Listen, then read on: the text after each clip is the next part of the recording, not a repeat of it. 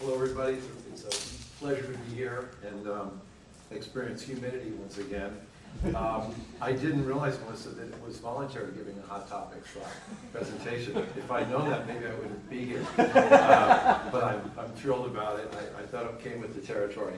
And I suppose calling this a hot topic is sort of appropriate in the context of global warming, so I couldn't let that pun slip away from us. Also, if some of you looked at the original program, there was a reference to green chemistry and other regulatory developments. That was sort of an early version of John and Trevor asking me what I could talk about. I said, well, I can talk about AB 32 and green chemistry and other regulatory developments in California.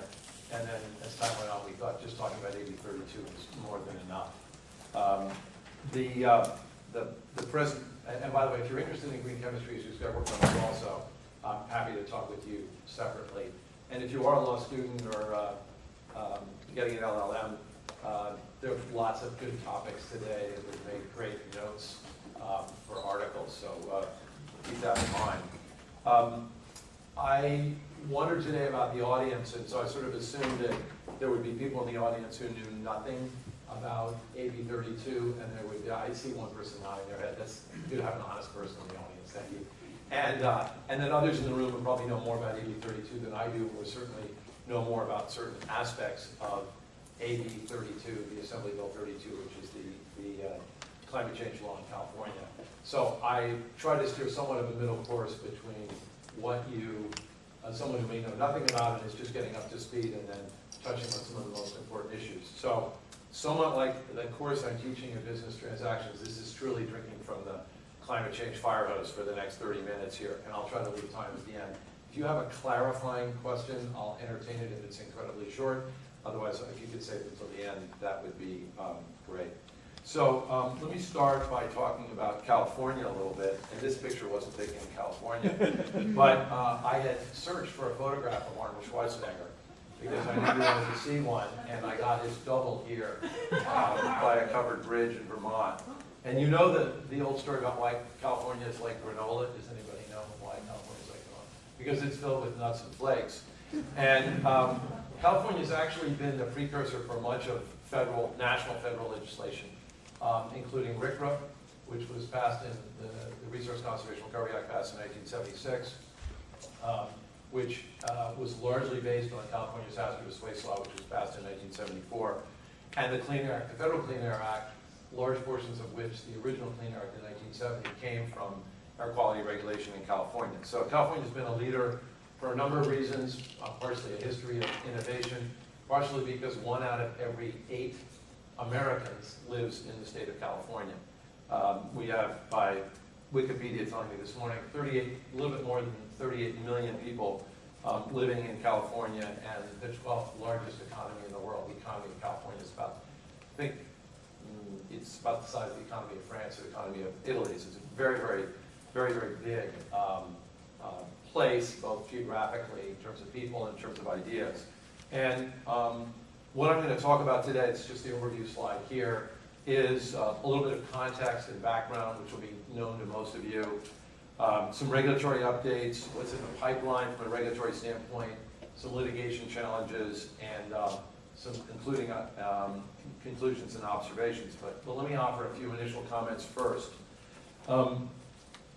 I mean, you should know, and you'll see in a second, it's a complex, it's the first effort by a state to address global warming issues, climate change issues, in a comprehensive program. I looked up yesterday, by the way, I have here, if anybody wants to look at it and come down afterwards, there are a series of reports I'll refer to, but this is the annual report to the Joint Legislative Budget Committee from the California Air Resources Board, sometimes referred to as ARB, sometimes referred to as CARB, C-A-R-B. Dated January 2013, I have that report and also reviewed the scoping plan. But it's the agency costs in that are about $40 million a year. So imagine just $40 million in agency costs to put together the program. Most of that, by the way, about 36 million of it is from the Air Resources Board. Also, the AB 32 program is complemented by 2 executive orders. I'll give you the cites to them later on. And interestingly, 2 years ago, AB 32 was the subject of a statewide initiative. It's interesting because the number just happened to be the flip of 32. It was 23. It was Proposition 23, which was put on the ballot by 2 oil companies to roll back and freeze the AB 32 program for a period of years until the unemployment rate in California dropped to a specified level. I think it was 6%. That did not succeed, so suggesting there was at least strong voter support for AB 32. The program's also being coordinated with US EPA and a group of regional entities. I'll mention a few of them, like the Western Climate Initiative and the Regional Greenhouse Gas Initiative in the Northeast, and several Canadian provinces, which are leaders in this area. Interestingly, the current chair of the Air Resources Board in California is Mary Nichols. Mary Nichols was the first chair of the Air Resources Board when Jerry Brown was in his first term as governor of California. She served in several other positions, worked at NRDC, was on the board of EDF, and then went to US EPA, worked for Carol Browner. She was the assistant administrator for air and radiation, the Clinton administration at EPA. So she has very strong connections, and my understanding is, and I know this only anecdotally, that folks at EPA are looking very, very closely at what California is doing, so that if it works in California, it can be replicated at the federal level. And of course, it's being closely watched by oil companies, by electrical utilities, by environmentalists, and lots of other folks. This first slide is one you've seen before. If this slide stretches out this way farther, going back in time, it's referred to as the hockey stick slide. That's what you've seen before, with this extraordinary growth in greenhouse gas emissions. And I'm sure you've seen that in other presentations. Another component of this, which isn't specific to global warming, but one that I think informs the regulatory climate in California, particularly after 2020, which is now becoming an interesting topic in California in 2013, because it looks like we may meet our 2020 goals of reducing emissions back to 1990 levels. And that's the fact that California, particularly the South Coast Air Quality Management District, which is Los Angeles, Orange counties, portions of San Bernardino County and Riverside County, and the San Joaquin Valley, which embraces about 8 or 9 counties and is the central farming valley, have the worst air quality in the nation. Occasionally Houston has an inversion and gives us a run for the money, and sometimes Denver does in the wintertime when we have cold weather and hold some of the emissions down. But we have the title of being the leader. And so you can see in terms of, it's the purplish color here, in terms of non-attainment for criteria pollutants.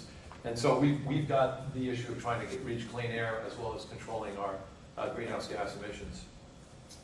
This pie chart, and maybe a little hard to read some of the small type here, just give you a general idea. The big ones you're looking at there, these are greenhouse gas emissions by sector.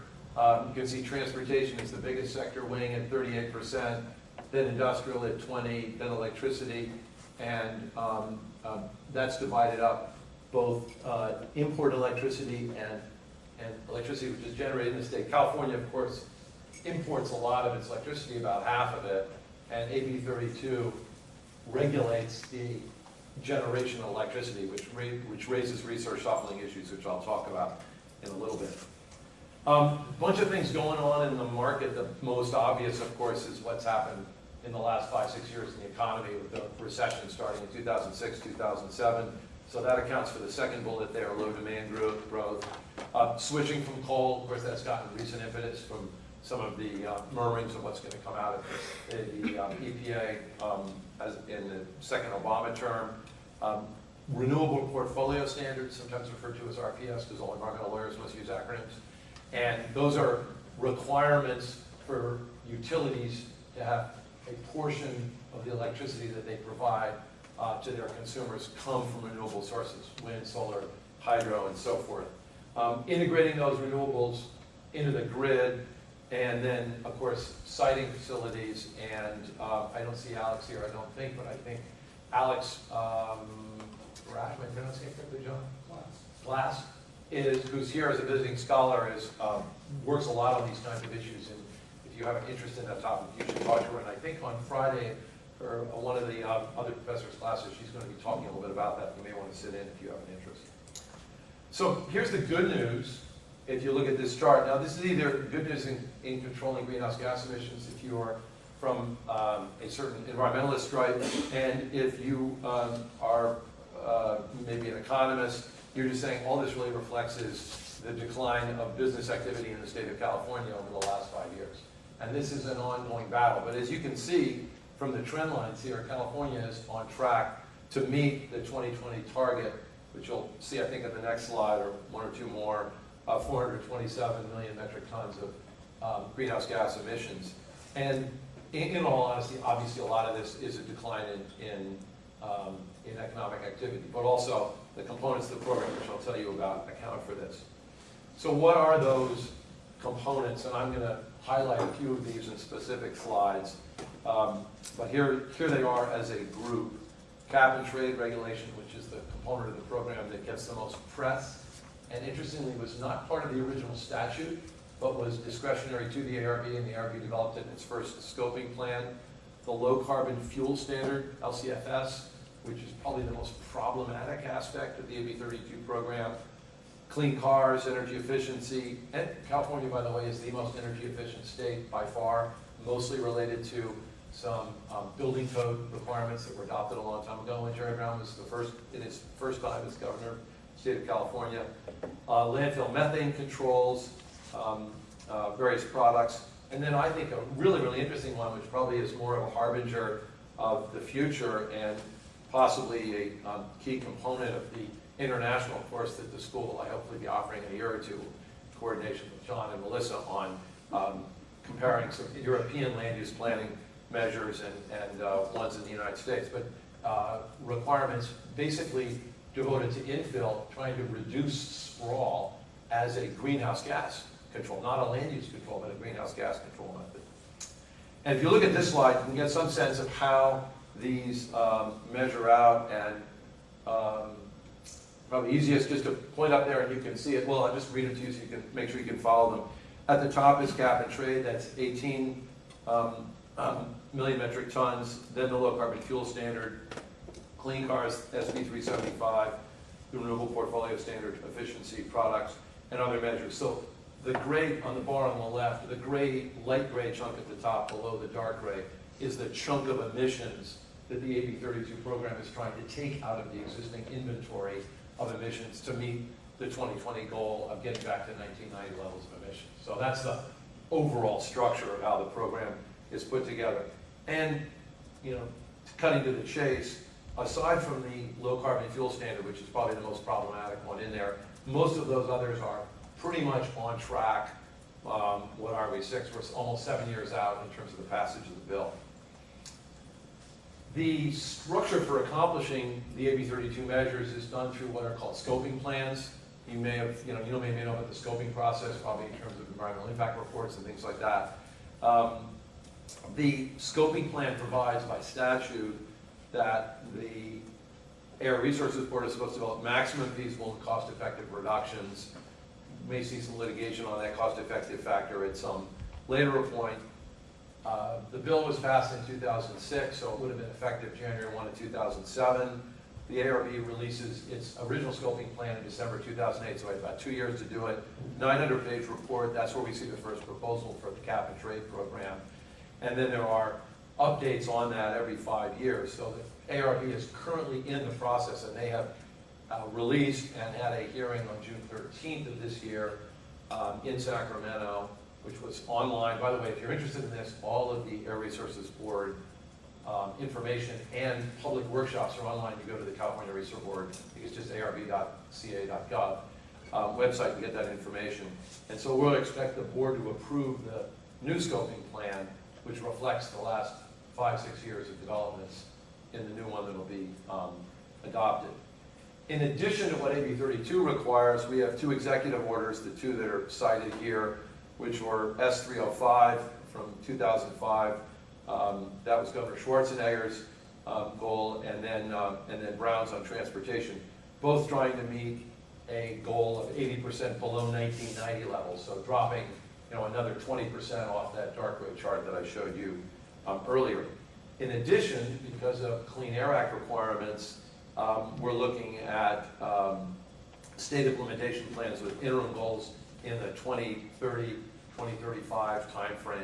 And there's a whole separate set of issues about meeting the ozone standard, which is clearly going to come down sometime in the next year probably, and trying to meet those ozone standards in the South Coast Air Quality Management District. That's the largest air district in California. It has about half the people. Of the 38 million people in California, about 16 million of them live in those 4 Southern California counties that you know so well from watching the movies. So I'm going to talk about cap and trade in a couple of slides. I'm going to cover some of the components of the program, talk about the litigation, and move this along very quickly. So apologize for the speed of doing it. So first, comprehensive market-based approach to reducing GHG emissions. They finalized it in October of 2011. It has a declining cap program. It's not unlike the reclaim program, if people are familiar with that, that the South Coast Air Quality Management District pioneered back in the early 1990s. You assign allocations to facilities, and then you work back against that with a declining cap, give people the opportunity to buy offsets, which I'll talk about in just a second. Kicked in the beginning in 2013 with EGUs, electrical generating units, and heavy industry in 2015, so a year from now, a year and a half from now, also kick in for fuel, pick up about 85% of the emissions at that point. The real, as usually true with these market systems as they're starting, figuring out who the winners and losers are is a little hard. I don't think we really know yet how well it's going to work. Big question, as you'll see in a second, is how the pricing was going to go on the sale of credits. To give you some idea of, from a comparison standpoint, California is the first column, RGGI, which is the Regional Greenhouse Gas Initiative next, the EU, and I'll show you a slide in a moment about what's happening at EU prices, and a number of you probably know they crashed recently, and Quebec. And California and Quebec are trying to come together on this. One of the, for those who don't know, one of the things that occurred early on is there was an enthusiasm for a variety of climate change initiatives, a series of consortiums, and then as the economy hit in, a variety of states and Canadian provinces withdrew their support or withdrew from the ambitious schedules for implementing these programs. And I think California and Quebec are really the 2 leaders at this point. So this is how the cap, under the cap and trade program, will work. The reason you see the jump in 2015 is the addition of the additional sources, and you can see that the orange cap on all of these sort of bluish lines are the ability to get offsets. You can offset up to 8% of your emissions. So the idea was to create a robust market in offsets. That's been the subject of litigation, as I'll tell you in a moment. And I think I already mentioned, and I'll go quickly through this, the Quebec program has been approved by Governor Brown. That was back in April of 2013. And the linkage with the Quebec program and the trading of emissions is supposed to go into effect on January 1 of next year. It'll be interesting to see how that works. Western Climate Initiative is not that far along. But this is one of these funny things. I always think about, like the movies you may have seen about the penguins at the South Pole, where all the penguins sort of crowd around the hole in the ice, and they wait for one penguin to jostle one penguin into the water, and if the seal doesn't come up or the killer whale doesn't come up and eat that penguin, then they all jump in. So I think of California, maybe Quebec is the lead penguins in that regard. Hope you'll remember that. So first thing that's happened is we've had some auctions, and there was a lot of question, especially because of the uncertainty in the EU market about what was going to happen. The ARB set a price at $10 a ton in 2012 with a cost factor built into it. There are all sorts of arrangements of the free allowances. The sort of dirt on it so far is that the oil companies thinks the utilities have been given a free ride on this, and utilities are generally supportive of the program. The oil companies are probably the biggest opponents of the program at the moment, particularly the fuel standards I'll talk about in a minute or two. But they've been able to sell off all of the credits. The latest auction, which was just in May, a couple of months ago, they all sold. Median bid was $13.50. And this is a quote from one of the consultants. I think the fair way to describe the auction process so far is that the regulators put the program together And then the independent financial people who are watching it are cautiously optimistic that the program is working. But it's really too early to tell. And even the reclaim program, which seemed to work pretty well in its first 3 or 4 years, hit the California energy deregulation debacle in around the year 2000, and we saw in that case, a skyrocketing of prices and then an incredible drop in prices. So it's hard to know. It's a market, but it's also a managed market, so it's complex.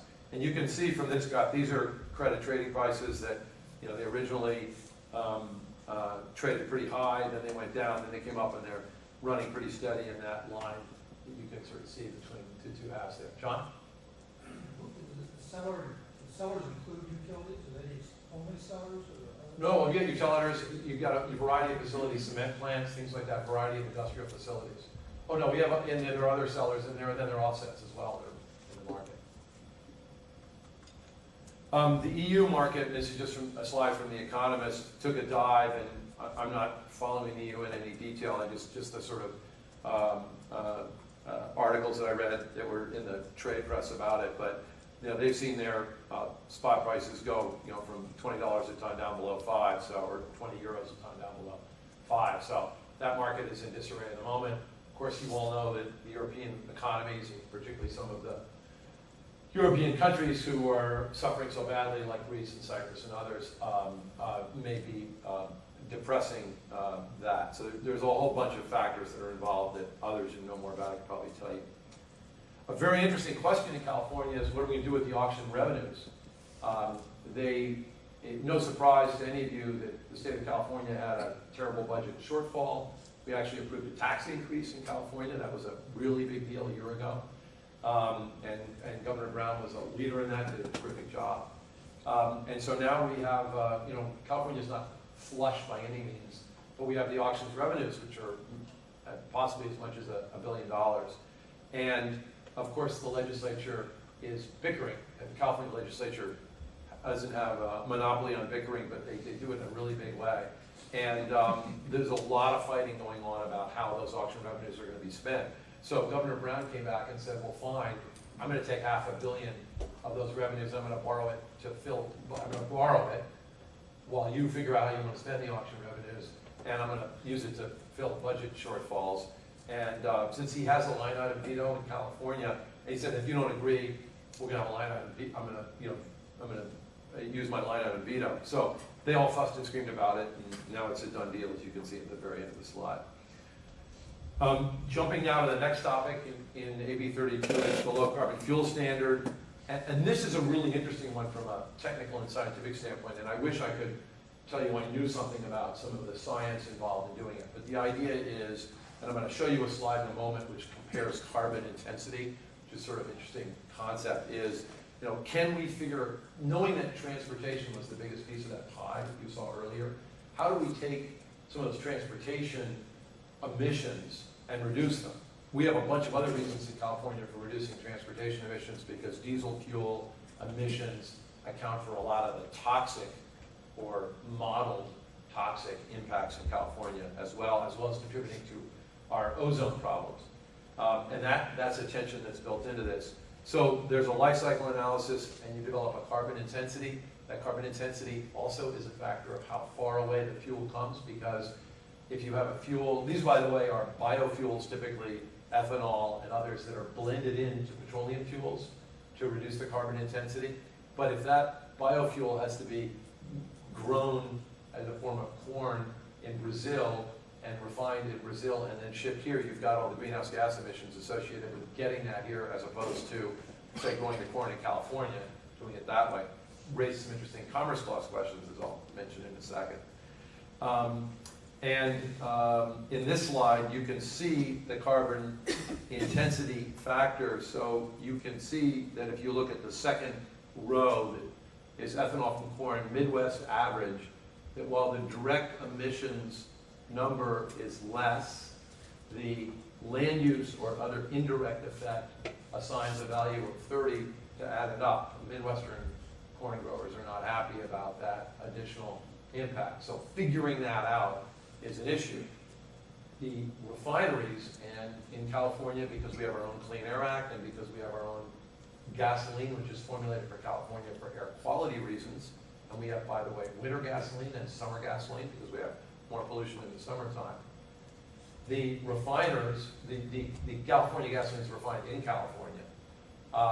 The refineries are very concerned about finding an adequate supply of the biofuels to blend in to the petroleum fuels.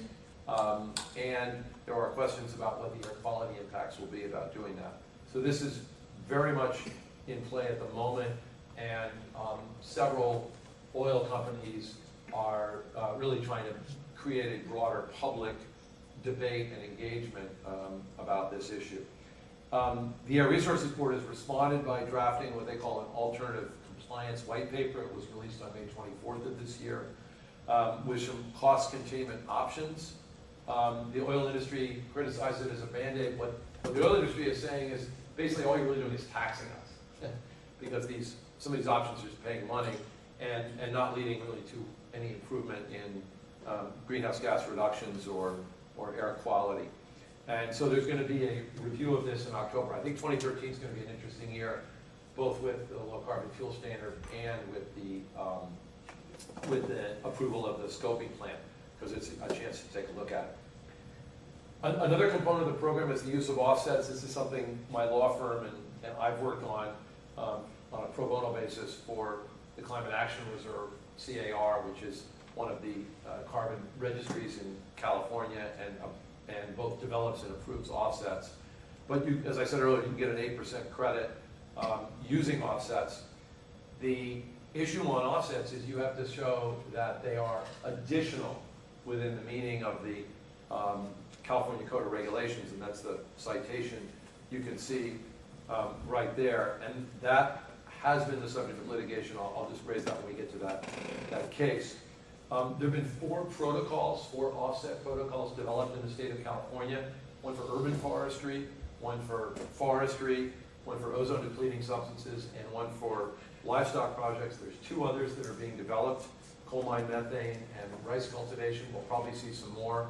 There's a lengthy process for the development of the protocols and then approval of them, and a set of verification requirements that the Air Resources Board is working on. But in short, the idea would be you could take, say, agricultural land that was low value, and you could convert it to forest, and you could use the protocol to show that you're going to grow trees on that, you're going to capture that carbon, and then you could get a credit approved under the protocol, and you could turn around and sell that offset credit to an oil company or to an electrical utility to offset their emissions.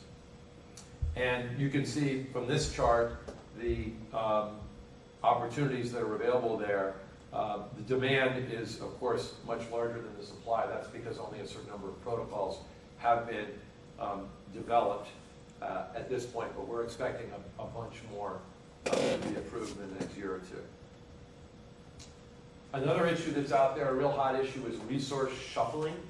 And the question on resource shuffling is, if you are a utility, say in the state of Nevada, which adjoins California, and you have both renewables in your generating capacity and a coal plant, and there's plenty of coal that's burned. Coal's not just burned in the East Coast and the Midwest, it's burned in the West too. There's a lot of coal that comes out of Utah and Wyoming.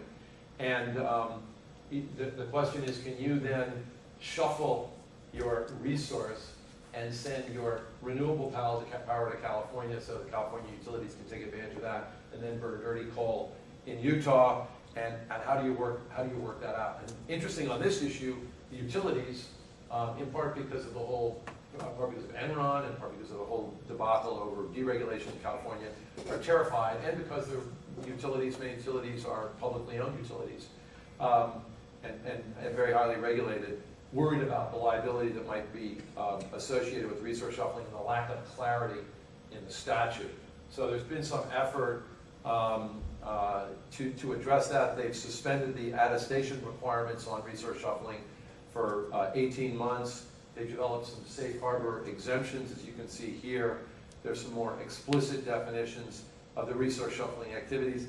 I haven't talked to any utility folks recently. I mean, when I've talked to them before, they were very worried about it.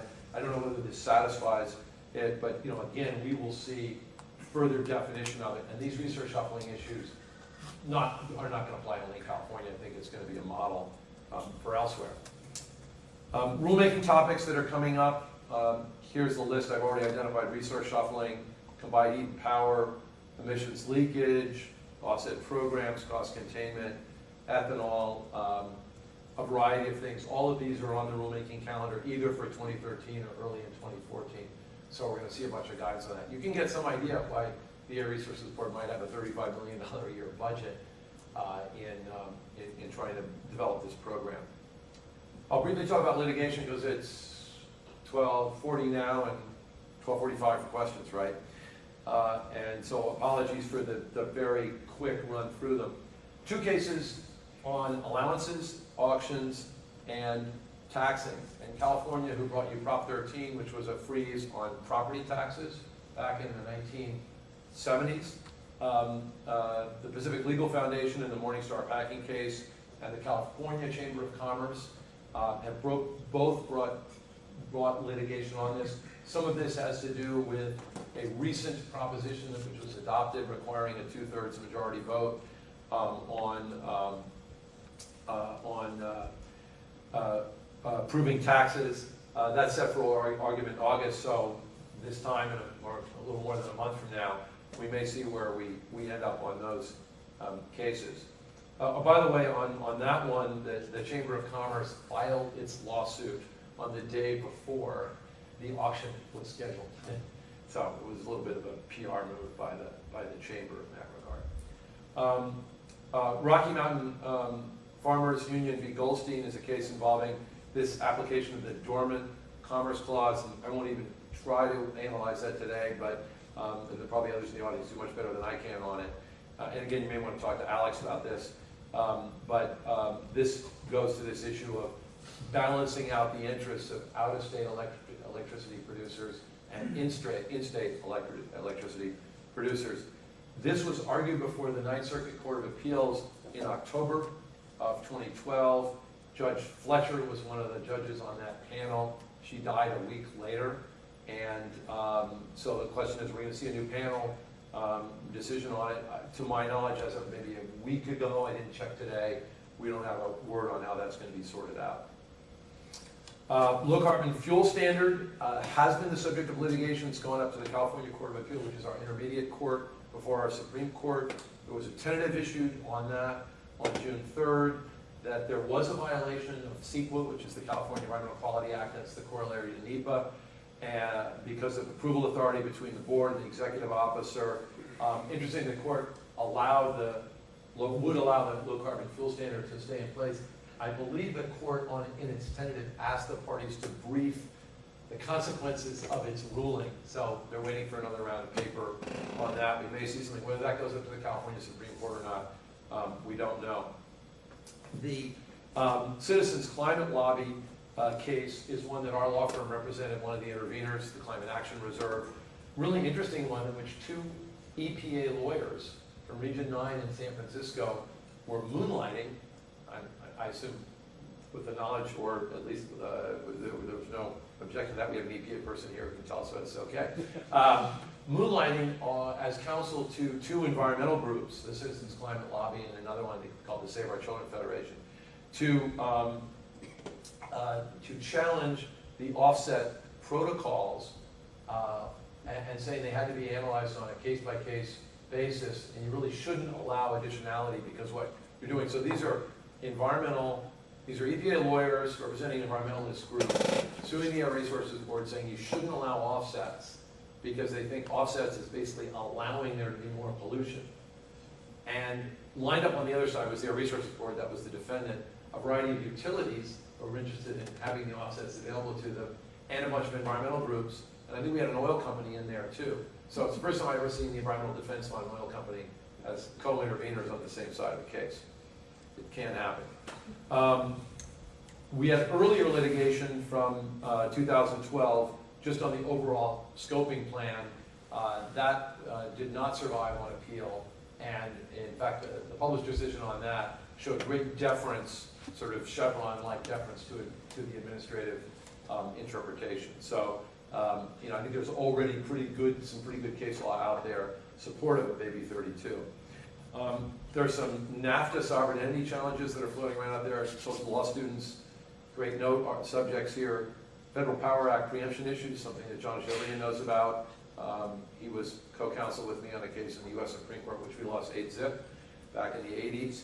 And also some interesting civil rights issues associated with perhaps disproportionate impacts on communities, which, you know, may or may not get picked up by the Obama administration. So, conclusion, this is an important, if not critical, experiment in market-based, use of market-based approaches.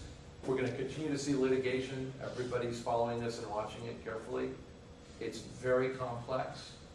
Low carbon fuel standard has all sorts of technical issues associated with it. But despite all of that, you know, the market goes on. And so we may see the progress or the delay in progress obscured by various market forces that are at work. The other last thing I wanted to share with you is that we have a bunch of changes in our legislature in California. One is a huge demographic change. Sometime, I think this year or next year, we'll have more Hispanic voters in California than we'll have Caucasian voters. Interestingly, the Hispanic legislators, the elected legislators, and there's a much larger Hispanic caucus, are typically Democratic, but often urban and often very interested in, concerned about job growth, less environmentally oriented than some of their predecessors. We also have redistricting in California, which had the effect of making we have a citizens committee, as both the legislature doing it, which was democratically dominated for years. We have a citizens group that does it. It's arguably more fair. What that's done is it's cut some of the coastal districts, which were always designed to be solidly democratic, into more moderate ones. And we have a top two primary process now where the top two candidates run against each other in the primary. So you could have two Democrats running against each other, two Republicans. So you're going to find not that terrible problem we have, maybe we have it nationally too, but in California where we have either extremely liberal and sometimes unrealistic Democratic candidates running against extremely conservative and often unrealistic Republican candidates. So we're likely to see a more moderate approach, but that might mean more moderation on AB 32. It's going to be very interesting to see. And of course, you know, this is just the law. It's not a constitutional requirement. So it only takes, you know, one act of the legislature and it can be changed. So I'd be delighted to answer any questions for the next, I think, 8 minutes, right? Stun you into silence from the amount of information. I apologize for that, John. This must be destroying the economy of California. If you're a manufacturer in California, in order to survive, you have to invest all this money and time in controlling your carbon emissions, or you got to go plant a forest for somebody in order to stay in business. That must be the criticism from industry. And absolutely. What are the merits of that? What are the merits of that argument? No, it's absolutely the case. I mean, many people don't realize that California was an extraordinarily large manufacturing economy for a long period of time. Aerospace, but also was the largest furniture making center in the United States, next to Tennessee and North Carolina was Southern California around LA. That was, of course, solvent-based. There were a lot of emissions issues. A lot of that's moved to Mexico or just been driven out of business. I think California ranked 48th among the 50 states in business friendliness recently.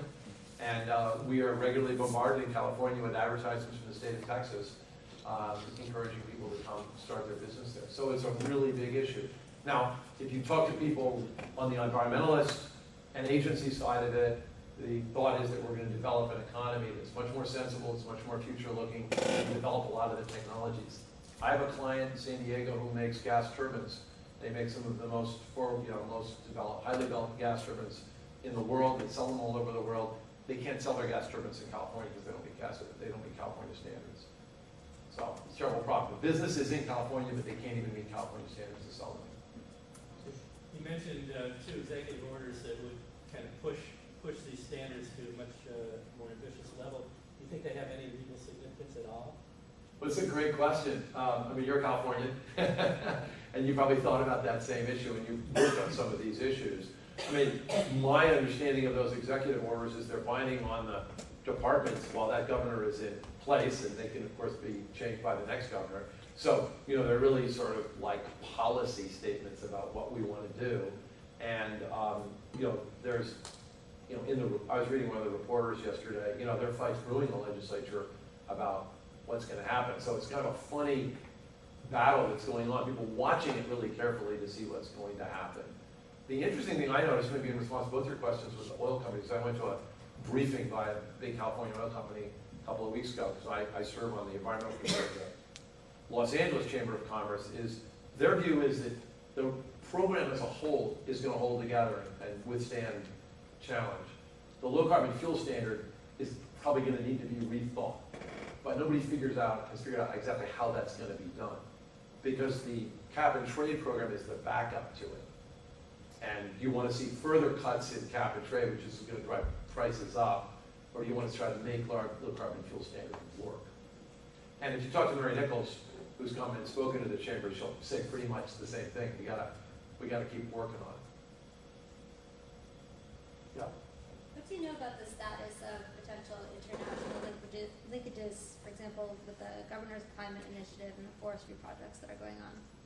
I don't know about international linkages outside of the Canadian ones that I mentioned.